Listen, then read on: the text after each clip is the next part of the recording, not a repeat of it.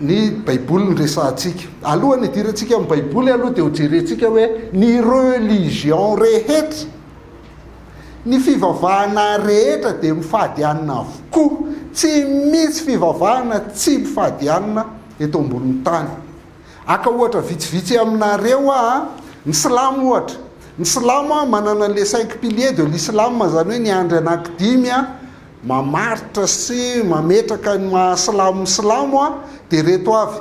Ny voalohany dia ny Silamo isan'andro dia mila manao fanekam-pinoana, zay ny antsoina hoe shahada fanekam-pinoana zay ataon'ny Silamo isan'andro, hoe iala ihany no Andriamanitra ary Mahometa no mpaminaniny, teny izay foana izy. Faharoa, ny Silamo koa dia tsy maintsy manao an'le vavaka antsoina hoe salata, isaka maneny le abangenoany dia fa avy izy isaky lera dia miondrika na aiza na roviana na ahoana dia velary ny tapi dia mivavaka izy. Zay mahasilamo, mitodika ny lameky, tsy haiko aiza lameky zany fa soava tsy Silamo fa dia very zay ataon'ny Silamo tsy haiko impiry indimy isan'andro angamba na inefatra izay. Ny fahatelo dia tsy maintsy manao fiantrana izy amin'ny ankapobeny isaka zoma, dia zay le rehefa zoma dia le makeny amin'ny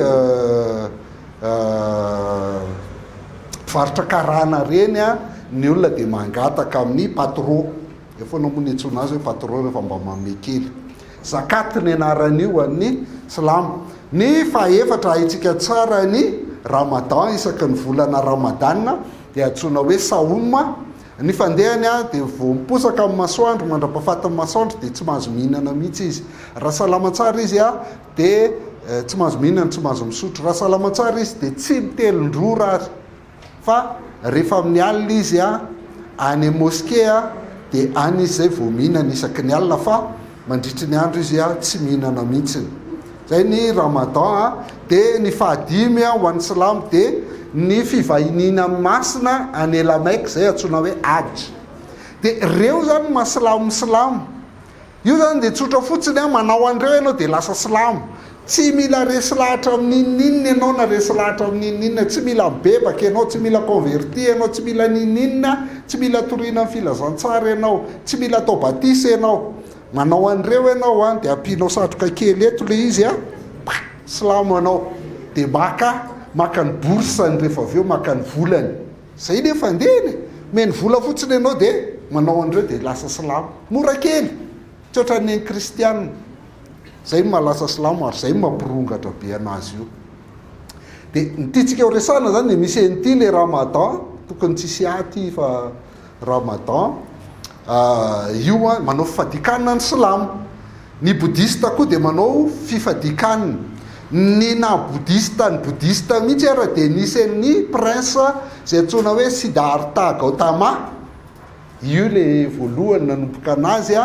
Ny fandehany dia zao hoe ny fahadianana nandritra ny 9 taona izy, mihinana ihany izy fa tena faran'izay kely. Dia ny antony ny fadiany hanina nandritra ny herintaona dia hitadiavany an'le antsoina hoe voie médiane, satria io voie médiane io le lalana mahitsy zany, zay ny eritreretany azy dia neveriny hoe io no mitondra anazy ho any amin'le nirvana ndray dia le fahafahana amin'ny aretina, ny fahoriana sy ny sisa. Dia zay mahatonga ny Bodista rehefa manao yoga sy ohatr'izany fotsiny izy dia tsy mivaky loha amin'izay fahoriana any izy, na amin'ny mafoana ny fiainany na inona zavatra mitranga rehefa manao an'io izy. Ka miainga any zany dia miainga amin'le fifadikanina. Dia raha ny fahitantsika an'le Bouddha sy le Bodista sy ny ohatr'izany dia ty sary ty no fahitantsika anazy. Fahadianina mandritry ny 9 taona, tadiavany an'le voie médiane zay hitondra anazy eny amin'ny nirvana, le fahafahana zany nirvana. Ohatr'izao ny sarin'ny Bouddha, bodaboda kely zay boda kely. Fa tao anatin'le izy 9 taona io zany le tsy mihinan-kanina ozy izy dia misy amin'ny musée any Londres misy an'ity sary ty, hoe tena lasa ohatr'izao izy ny farany zany. no le izy tsy mihinan-kanina. Sariny boda io a, io ihany ity ihany io fa ity le aseho foana fa ity tsy de aseho. De sariny boda ihany koa io zany raha mahita an'io nareo. Ny fahatelo a de ny hindoisme. Misy fandraisany kely amin'ny bodisme ihany ny hindoisme.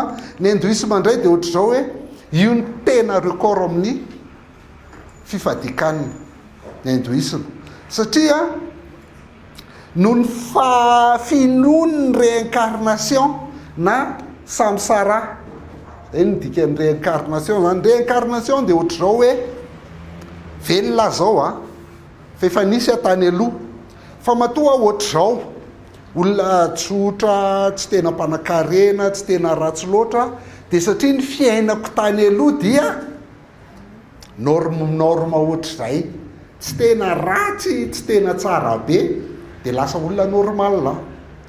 Fa raha manao tsara be zao a, de maty a rehefa aveo, de rehefa avy maty a de teraka indray, de lasa tsy teraka indray a, fa teraka lasa zazakely a, de mety ho lasa zanaka filoham-pirenena na zanaka na lasa zafikely ny Steve Jobs na lasa inona ohatr'izay rehefa manao tsara be a. Rehefa manao ratsy a, de raha ratsy be raha ratsy ny nataoko tam'ty fa tsy hoe ratsy be, de mety lasa zanaka intouchable moa ny filazany azy. Ataontsika hoe zanaka 4 000 tena 4 000 reny, de zareo tsy manampy an'ireny olona sahiran'ireny mihitsy. Fa ny azy de zao hoe matoa ianao sahirana ohatran'io a, dia noho ny nataonao tany aloha zany mahatonga anao ohatran'io. De zay mahatonga an'ireny olona reny hoe intouchable, satria raha vao mikasika an'io a, de lasa mifindra aty amiko le karmany, le vitany, le ohatr'izany zany. De ohatr'izay raha ohatra mbola manao ratsy de mety lasa biby. De zay mahatonga ny hindoisme tsy mihinan-kena ny akamaroany, satria sao de dadabe io hoaninao io, de tsy azo hoanina zany. De zao ny filazany hoe zay mahazoto mifadiana ho an'Andriamanitra, manana Andriamanitra any amin'ny 3,000 any. Io koa ny record amin'ny fananan'Andriamanitra, manan'Andriamanitra be dia be mihitsy ny hindoisme.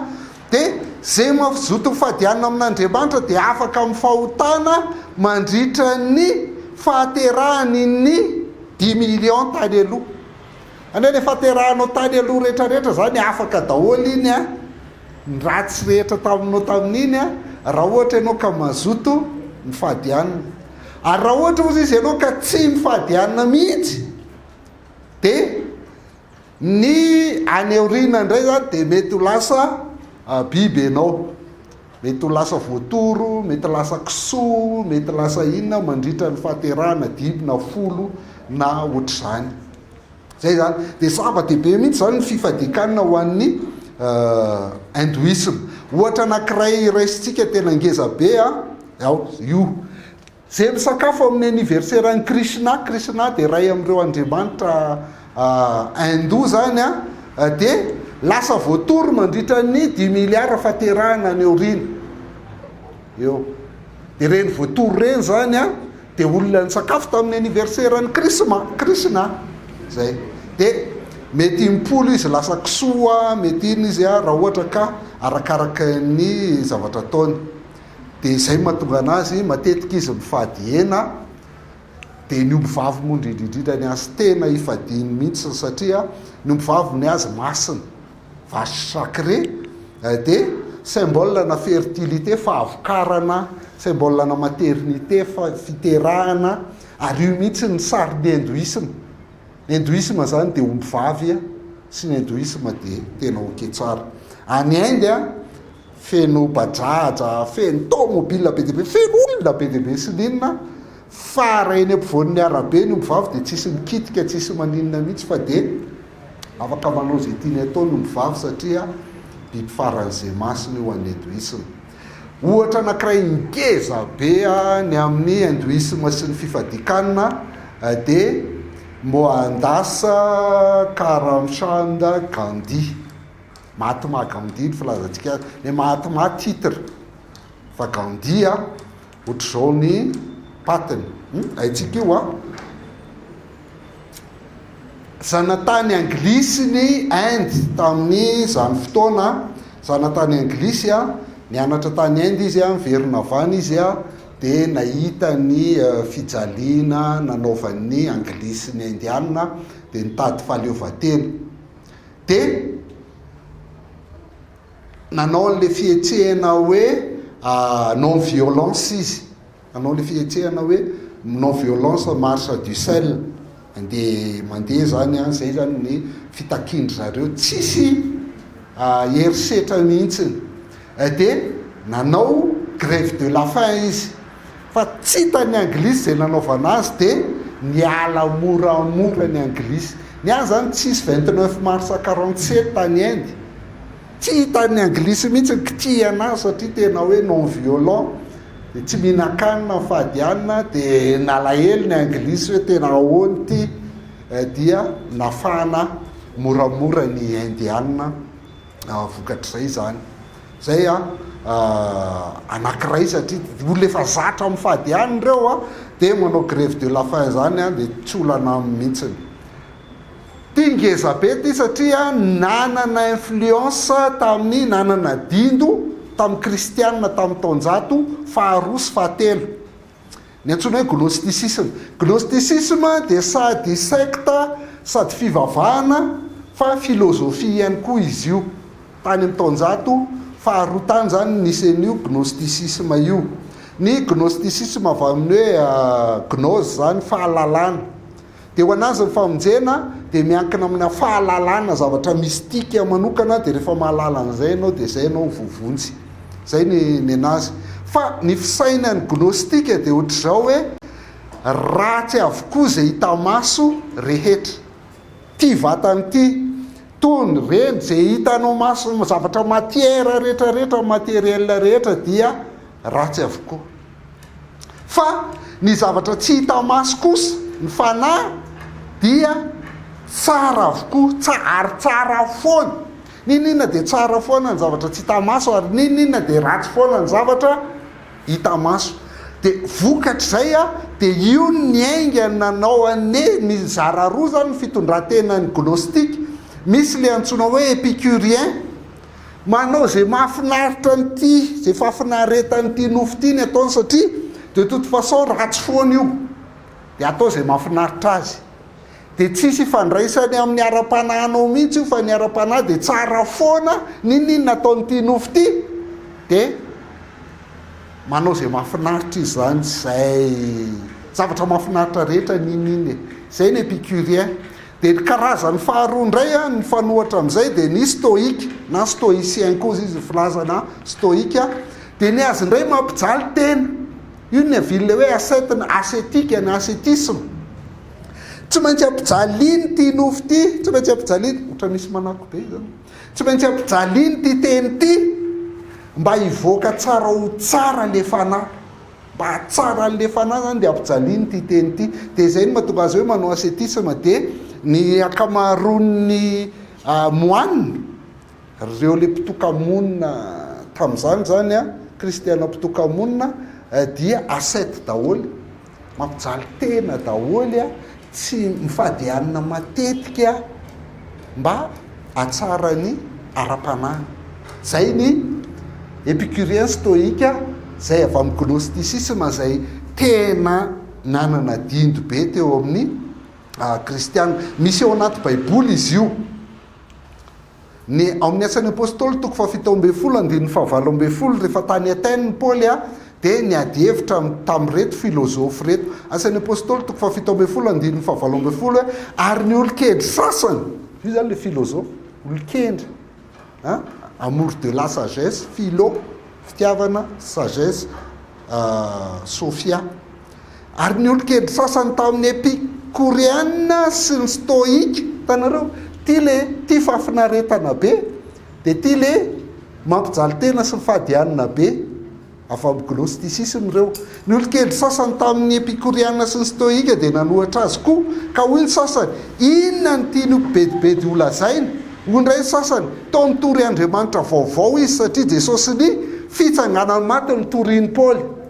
Le fitsanganany maty eto ny dikany io de avy amin'ny teny grika de hoe Anastazisy de ozy izy zalahy ary Andriamanitra vaovao zany Anastazisy zany nitoriny Paoly zay de fandehaniny. Anankiray koa Bahaïsme somary nangiginy izy tatoato fa ny Bahaïsme zay nieritreritra hoe anangona ny fivavahana rehetra, ny religion rehetra de ho atambany. Misy foibeany ngeza be tsara tarebe ry aiza ny anaran'io Ambatomaro, Ambatobe, iny Ambatobe makany iny tsaiky any anoany Bahaïsme. Ho anazy ny fomba lehibe indrindra ho an'ny Bahaïsme de ny fifadikanina.